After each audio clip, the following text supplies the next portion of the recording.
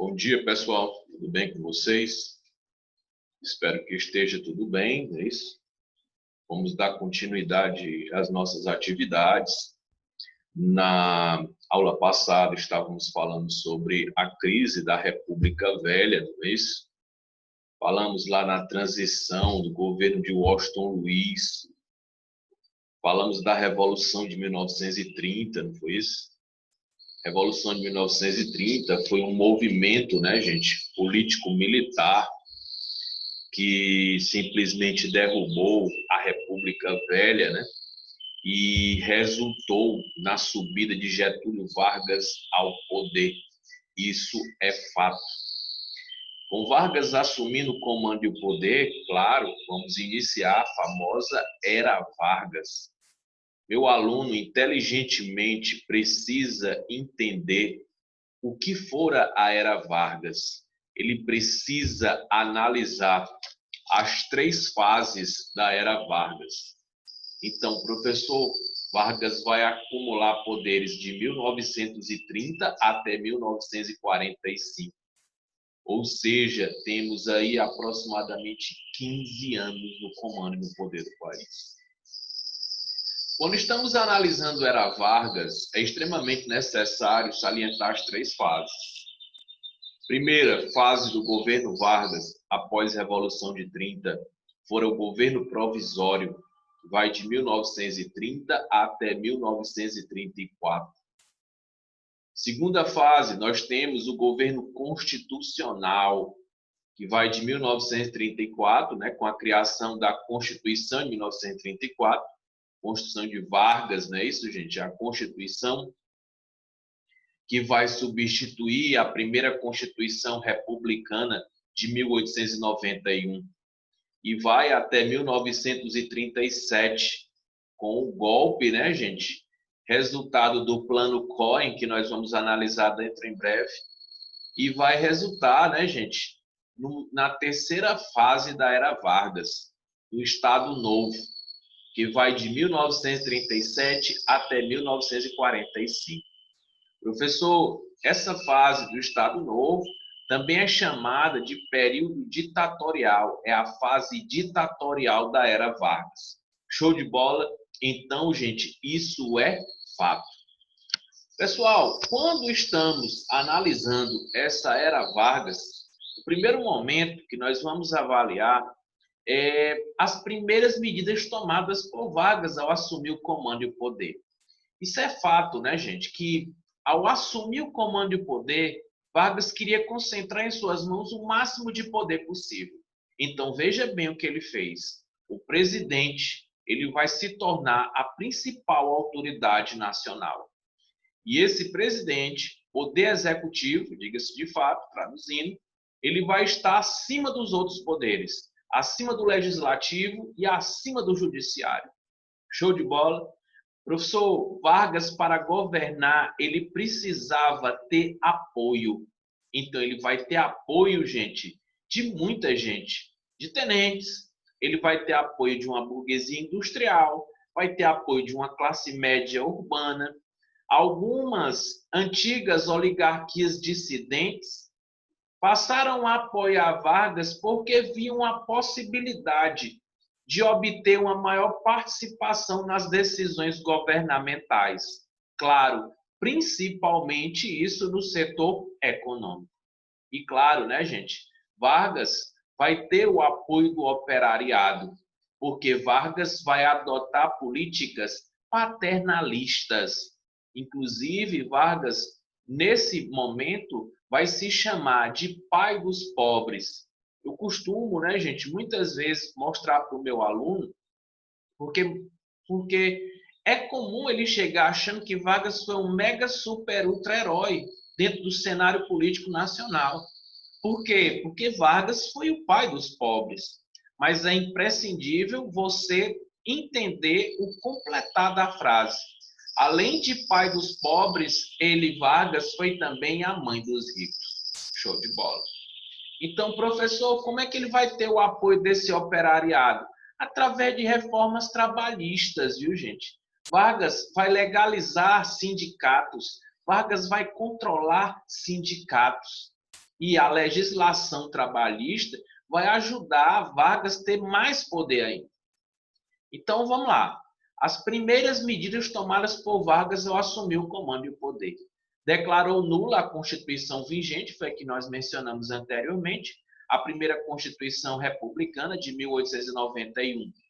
Mandou fechar o Congresso Nacional e as assembleias legislativas estaduais e municipais. Professor mandou fechar, exato. Isso, né, gente, tendo como resultado o maior acúmulo de poder por parte dele.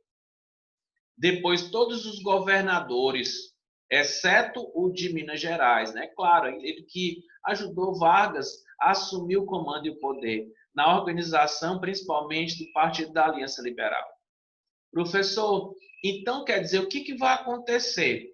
Vargas vai colocar no lugar desses governadores interventores. Mas, professor, o que seriam esses interventores? Interventores seriam pessoas da confiança de Vargas para assumir o comando e o poder. Vão governar de acordo com as necessidades do governo. Vão governar aliados ao poder executivo, aliados ao presidente. Show de bola. Dentre as principais medidas, viu, gente, é muito importante a gente salientar o que Vargas fez, o que Vargas criou, que medidas foram tomadas. E isso, de fato, é importante para a gente salientar. Temos a criação do Ministério da Saúde, né? Ministério da Educação e Saúde Pública. Professor, são pastas importantes. Muita gente hoje fala, professor, vamos acabar com essa história de ministérios, vamos concentrar todos os poderes na mão dos presidentes. Gente, uma pasta como essa, ela é fundamental. O presidente que acumula plenos poderes, ele não tem como, de certa forma, administrar de forma coerente esses setores. Então, são pastas importantes. Ah, professor, mas o país ele é infestado de corrupção e essas pastas, elas, de certa forma, servem para isso. Para que se entregue, né, gente, essas pastas a partidos aliados, a políticos aliados ou coisa do tipo. Mas, de fato, se essa pasta funcionar com seriedade, ela vai trazer uma nova dinâmica à população. Tende a favorecer a população. Isso é fato. Vai criar, né, gente, o Ministério do Trabalho, Indústria e Comércio. Com ele, Getúlio e seus auxiliares procuraram diminuir os conflitos entre trabalhadores e patrões e esvaziar o movimento operário. Professor, um ministério muito importante esse do trabalho. Acabar com conflitos. Pessoal, nesse tempo, a legislação trabalhista ela era mínima, diminuta, quase inexistente. Então, qual era a mentalidade dos patrões? Enriquecer. E nesse caso, esse enriquecimento, ele geralmente era produzido por uma ampla exploração da massa de trabalhadores. Então, essa ampla exploração da massa de trabalhadores resultou em quê, gente? Resultou em movimentos contra os patrões. E isso, de certa forma, não era bom para a economia nacional. Imagina só, greves, né, gente, passeatas. Isso poderia, de certa forma, manchar a imagem do presidente. E esse ministério veio bem a calhar. Criação, né, gente, da Justiça do Trabalho, isso é fato, também muito importante. Estabelecimento de direitos trabalhistas, né, como a regulamentação do trabalho feminino e de crianças. Professor, regulamentação do trabalho feminino e de crianças.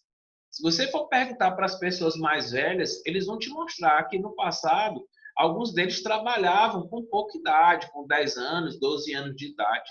Professor, mas hoje isso é proibido, mas naquele tempo não era. Então, quer dizer, professor, quer dizer então que esse projeto de trabalhadores de trabalho infantil já existiu no nosso cenário? Existiu. E para os desinformados, ele também existe, gente. Existiu recentemente um projeto do governo chamado de Menor Aprendiz, que insere, né, gente, um jovem, a criança, adolescente no mercado de trabalho. Professor, mas isso é bom? Pessoal, ele para participar desse projeto, ele precisa estudar. É uma das aquisições do governo, das medidas que ele não pode abandonar os estudos. E, professor, quer dizer que ele não pode abandonar os estudos e precisa tirar notas boas. Se isso não acontecer, né, gente, de fato ele pode ser expulso do projeto.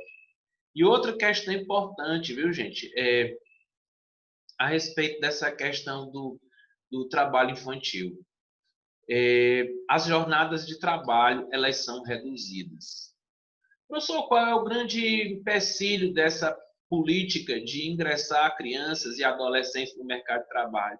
Porque, gente, ele pode se acostumar àquele salário que ele recebe, ele achar que aquilo é o suficiente para a sua sobrevivência. Então, de fato, ele querer abandonar os estudos. E ele ficar bitolado, né, gente, num mercado de trabalho, numa determinada função que pode desaparecer a qualquer momento. Vocês vivem hoje uma sociedade da informação. E se isso realmente acontecer, ele vai ficar desempregado dentro em breve. Então, com uma formação, um terceiro grau, com uma formação universitária, essa possibilidade ela diminui. Outra questão importante, né, gente, dentre essas leis trabalhistas, está a jornada de trabalho de 8 horas diárias, que é a de hoje, viu, gente? Ah, professor, e o senhor trabalha 8 horas? Eu trabalho muito mais de 8 horas.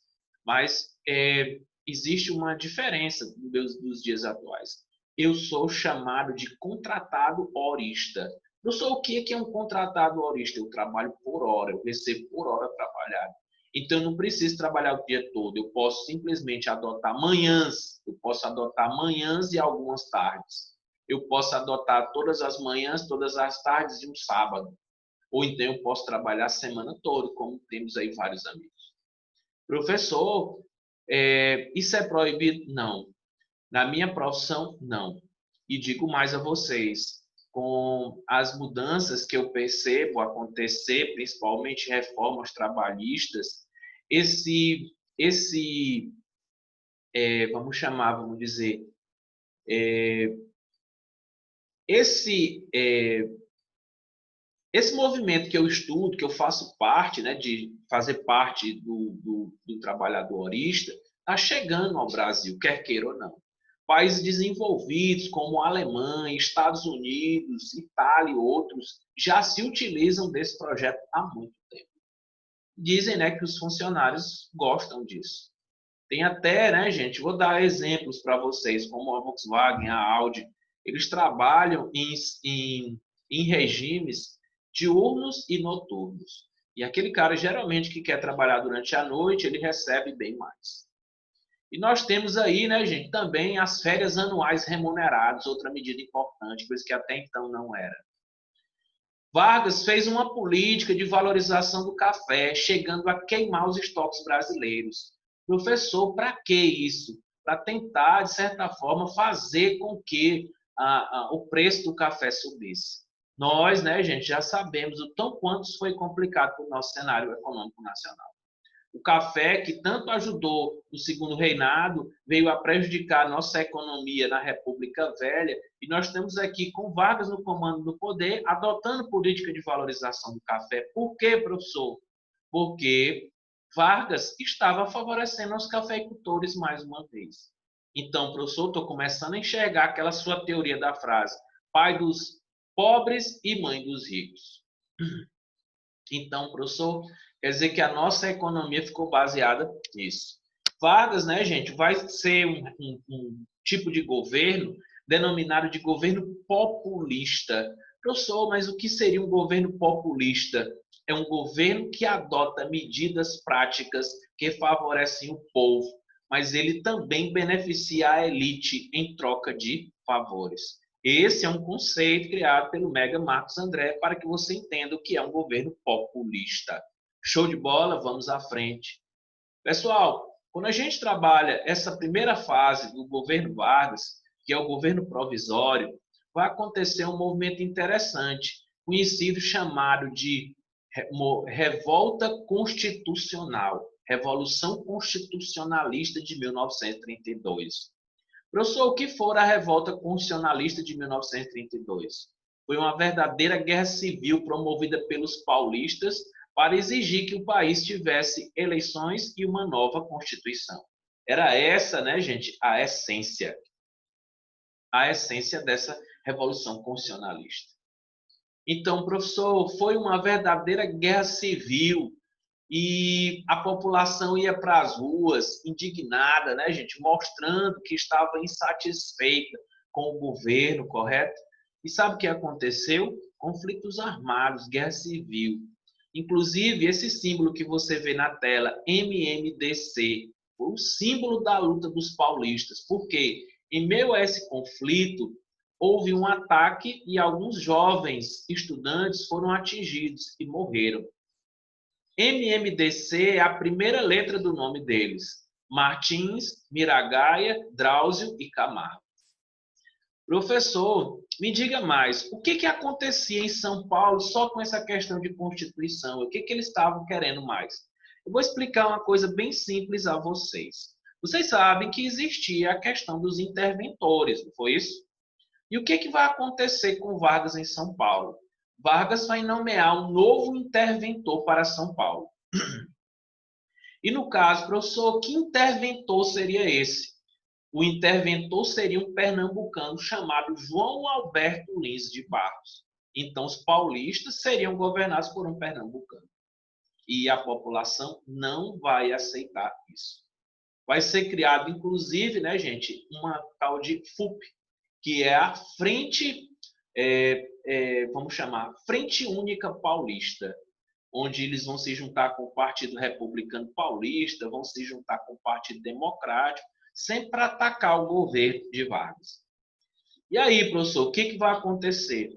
Por volta de 1932, sob pressão da FUP, eles vão conseguir a nomeação de um novo interventor para São Paulo, o civil e paulista Pedro de Toledo. Então, professor, quer dizer que foi por conta disso também que existiu essa revolta? Foi.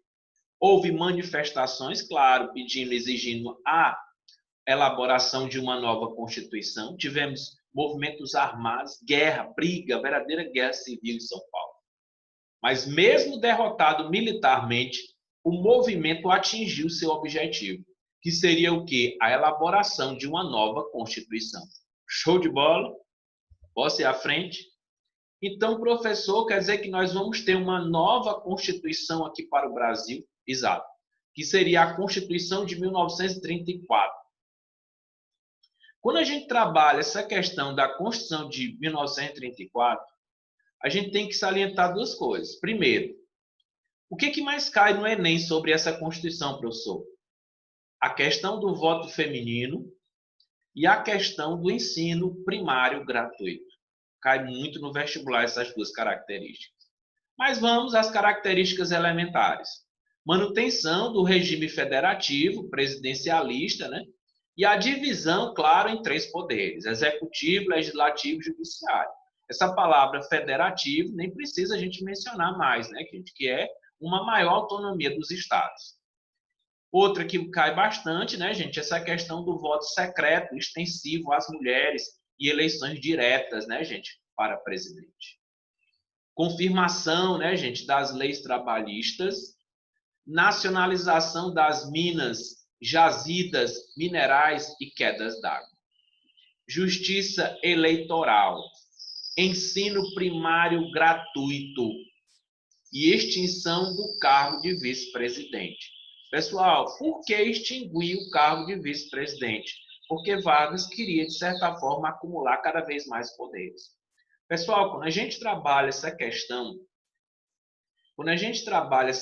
de Vargas e essa questão de cafeicultores, que a gente falou ainda há pouco, é muito importante a gente adotar a questão da criação, né, gente, de órgãos de produção. Órgãos que protegiam gêneros agrícolas, como o cacau, como o mate e como o álcool. É outra questão importante. Professor, isso de certa forma garantia força econômica das elites? Sim. Mais uma prova que eu te dou que ele governava também amplamente para os ricos. Então, professor, por que ele vai extinguir o cargo de vice-presidente? Porque ele não queria divisão de poderes. E se ele não queria divisão de poderes, então todo o poder deveria vir para ele. Nada mais, nada menos do que isso. Show de bola, posso ir à frente?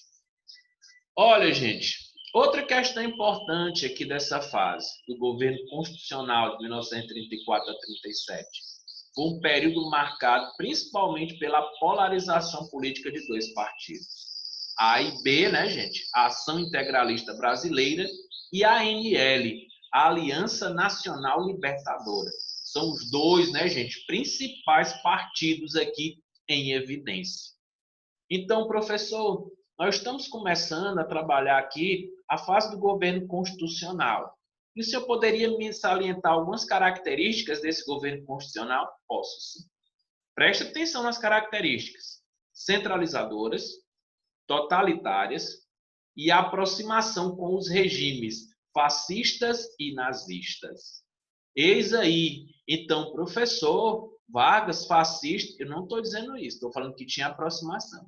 Tanto que quando tu vai analisar esse AIB, que seria a Ação Integralista Brasileira, que era um partido que inclusive estava do lado de Vargas, era um partido de inspiração que? Fascista. Era um partido de inspiração fascista. Esse partido defendia a criação de um Estado integral. Esse partido defendia, né, gente, uma ditadura nacionalista com um único partido no comando e no poder. Um único partido, professor, no comando e no poder? Sim.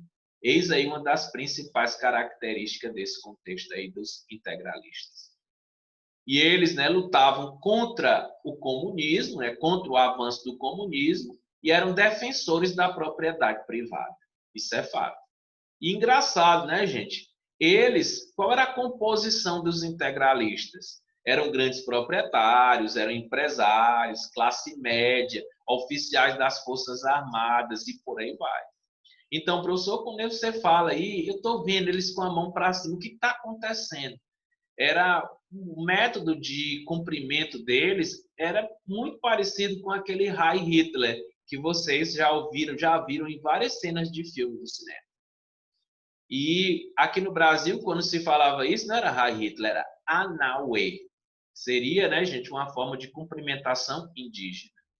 E você observa, né, gente, bem aí na farda do Plínio Salgado, que era o líder, você vê uma sigma, né, gente? Uma espécie de suástica, uma sigma no braço dele. E para você ter uma noção, uma ideia, né, o próprio símbolo, os integralistas, eles tinham até um lema. E, professor, qual seria o lema deles? Deus, pátria e família. Eis aí, né, gente, a questão dos integralistas. Show de bola? Avante, né, nós vamos ter a Aliança Nacional Libertadora. Seria, né, gente, uma agremiação de oposição ao fascismo e ao autoritarismo. Aqui, gente, o que vai acontecer com esses caras?